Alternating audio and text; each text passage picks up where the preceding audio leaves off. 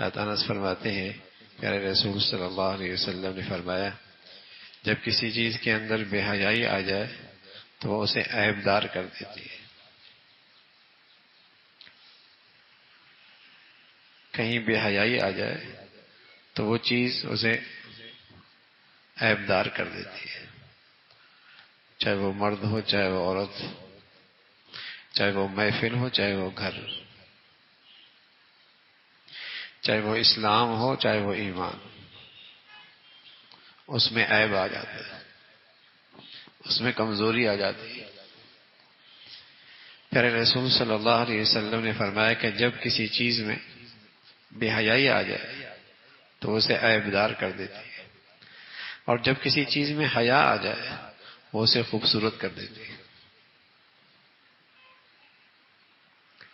جن رشتوں میں حیا ہو وہ زندگی خوبصورت ہو جاتی ہے، اور جن گھروں میں حیا ہو اس گھر کی زندگی خوبصورت ہو جاتی ہے.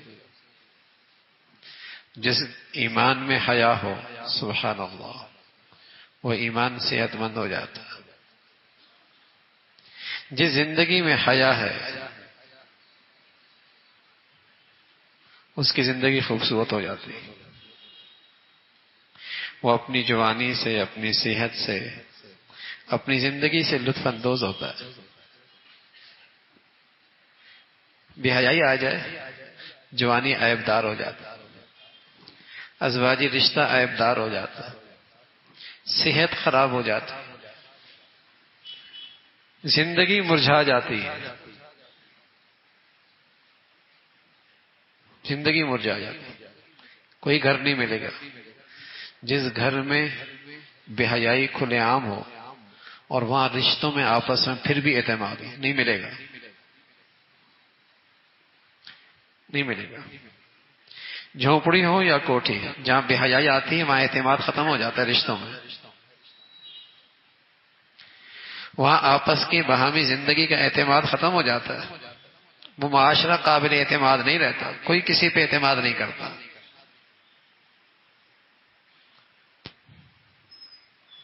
اسے اس کے بارے میں ہمیشہ خوف رہتا ہے، اسے اس کے بارے میں ہمیشہ خوف رہتا ہے. اندیشوں سے زندگی گزرتی ہے، بد اعتمادی سے زندگی گزرتی ہے. اور بتائیے ازواجی رشتے میں اور گھر کی زندگی میں بد اعتمادی ہو جائے وہ زندگی تھوڑی ہوتی، وہ تو مصیبت بن جاتی. وہ تو ایک عذاب سے کم نہیں ہوتی. تو اللہ کے نبی صلی اللہ علیہ وسلم تو وہ بات فرما رہے ہیں نا جو انہیں اللہ بتا رہے ہیں، جو اللہ کریم بتا رہے ہیں، اور امت کے خیر خواہی میں بتا رہے ہیں کہ اس کو معمولی خلق نہ سمجھو. آپ علیہ الصلوۃ والسلام فرمایا کرتے تھے ہر امت کا کوئی خاص اخلاق ہوتا ہے، خاص اخلاق جس سے اس کی پہچان ہوتی ہے.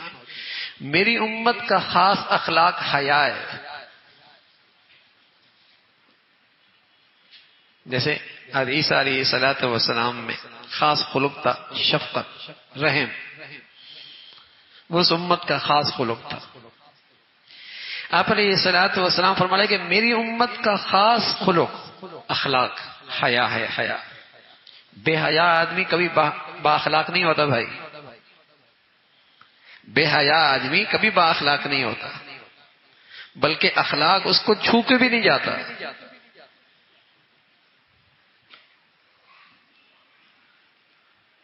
تو اللہ کے نبی صلی اللہ علیہ وسلم بتانے لگے جہاں بے حیائی آئی اس نے اسے عیب دار کر دیا.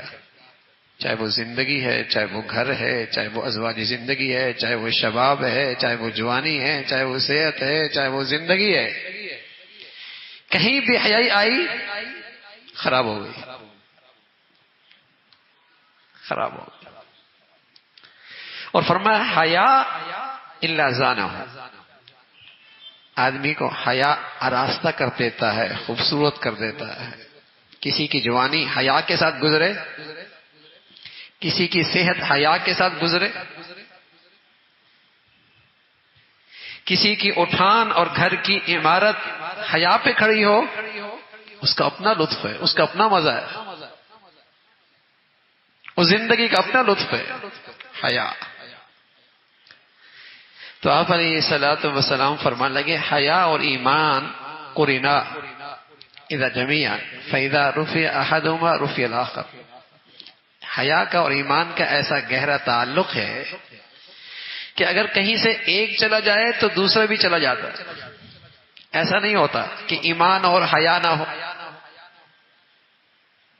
ایسا نہیں ہوتا کہ ایمان ہو اور حیا نہ ہو. جہاں ہوں گے دونوں ہوں گے، اور جہاں سے جائیں گے دونوں چلے جائیں گے.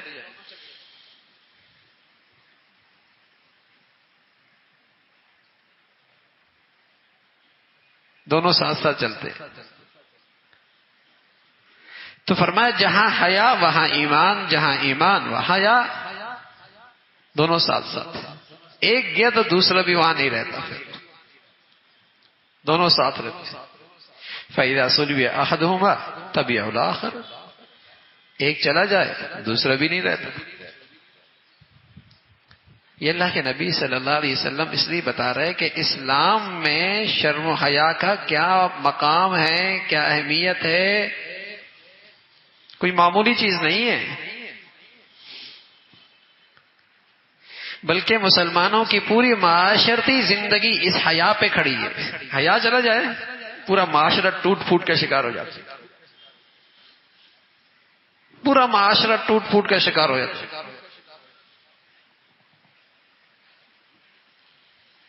تو مسلمانوں میں تو حیا کا یہ مقام، اور کفار کیا حیا عیب ہے، عیب. وہ چاہتے ہیں یہ مسلمان یہ کہیں پیدا نہ ہو جائے، اس لیے وہ بچپن سے لے کر یونیورسٹی تک اکٹھے رکھتے ہیں تاکہ کہیں یہ حیا کے جراثیم ان میں نہ آ جائیں. ان کے یہاں حیا عیب ہے. مسلمانوں میں یہ بہت بڑی خوبی ہے، بلکہ ایمان، اور ایمان بھی ایمان کا ایسا حصہ کہ ایمان ساتھ ساتھ. ان کے یہاں یہ عیب ہے، وہ چاہتے ہیں یہ حیا کہیں نہ آ جائے. پورا ماحول ایسی ہے، ان کی پوری تہذیب بے حیائی پہ کھڑی ہے، اور مسلمانوں کی تہذیب اور معاشرت شرم و حیا پہ کھڑی ہے. کتنا فرق ہے.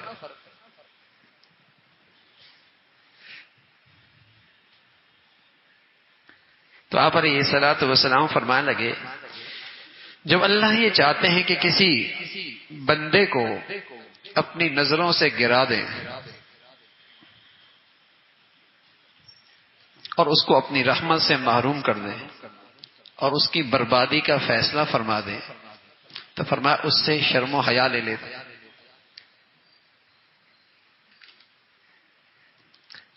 ان اللہ عز وجل اذا اراد ان يهلك عبدا نزع منه الحیا.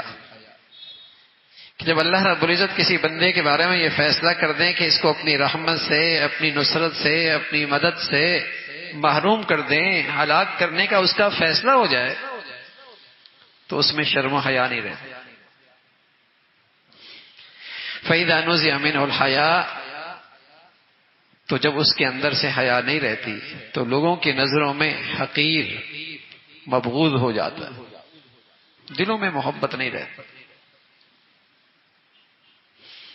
جب اس حالت کی نوبت پہنچتی ہے تو پھر اس کی امانت کی صفت بھی اس سے چھین لی جاتی. جب معاشرے میں بے حیائی عام ہو جائے تو وہاں دیانت نہیں رہتی، وہاں دیانت نہیں رہتی، وہاں دیانت نہیں رہتی. وہاں ذمہ داریاں صحیح طور پہ بجا نہیں لائی جاتی. ہمارے یہاں تو بددیانتی کا مطلب یہ نا کہ پیسے کھا گیا. بددیانتی کا مطلب یہ کہ اپنی ذمہ داری کو صحیح طور پہ بجا نہ لانا. جو حقوق اس کے سپرد ہیں ان میں خیانت کرنا، ان میں کوتاہی کرنا، اس میں ڈنڈی مارنا، اس میں کرپشن کرنا، اس میں ناانصافی کرنا، یہ بددیانتی. فرمایا جب حیا نہیں ہوگا تو دیانت بھی نہیں رہے گی.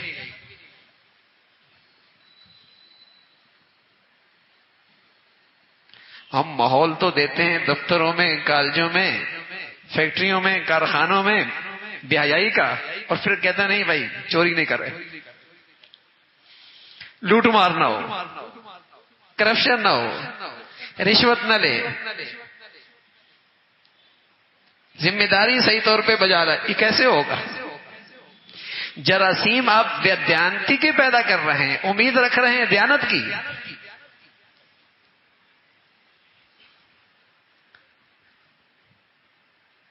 پرورش کی بددیانتی پہ ہو رہی ہے اور امید رکھ رہے ہیں دیانتداری کی. فرمایا جہاں حیا نہیں وہاں پھر دیانت نہیں. فرمایا جب بددیانتی میں مبتلا ہونے لگتا ہے تو پھر اس سے صفت رحمت اٹھا لی جاتی ہے، اس کے اندر ذرہ برابر بھی رحمت نہیں رہتی.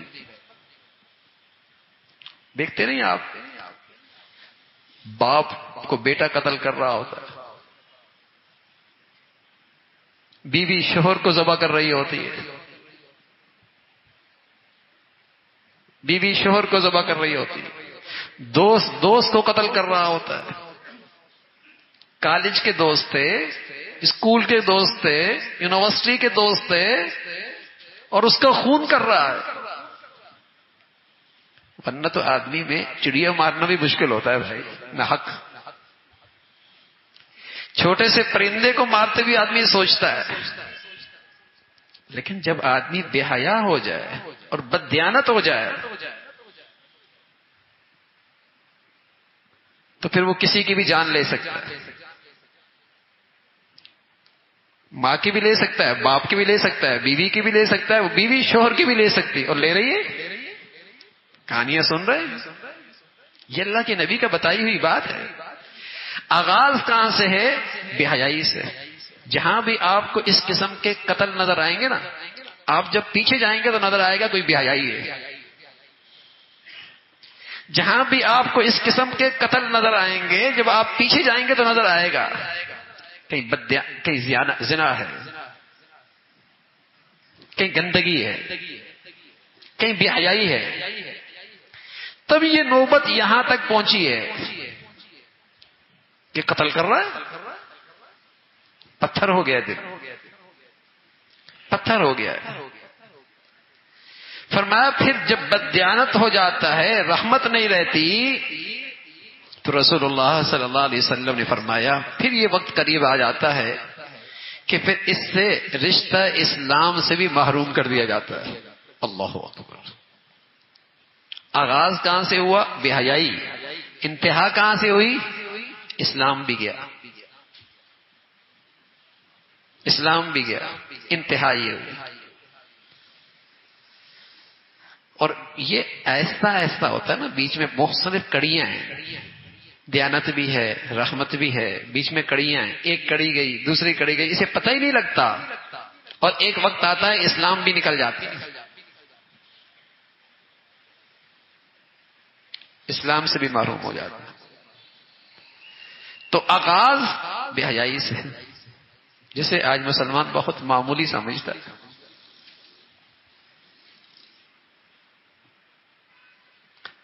حالانکہ اس کا نقصان یہ ہے کہ اسلام بھی نہیں رہتا، ایمان بھی نہیں رہتا. تو رسول اللہ صلی اللہ علیہ وسلم نے اپنی امت کو فکر مند فرمایا، توجہ دلائی، نصیحت فرمائی کہ دیکھو اس شرم و حیا کے خلق کی حفاظت کرنا، اپنے گھروں کی، اپنے بچوں کی، اپنی محفلوں کی، اپنے ماحولوں کی زندگی شرم و حیا پہ رکھنا. اس کے چلے جانے سے اسلام جیسی دولت بھی چلی جاتی ہے. تو اللہ تعالی ہمیں ایمان اسلام کی اور ایمان کے یہ سارے اخلاق بھی نصیب فرمائے، اس پہ زندگی بھی نصیب فرمائے، اس پہ خاتمہ بھی عطا فرمائے.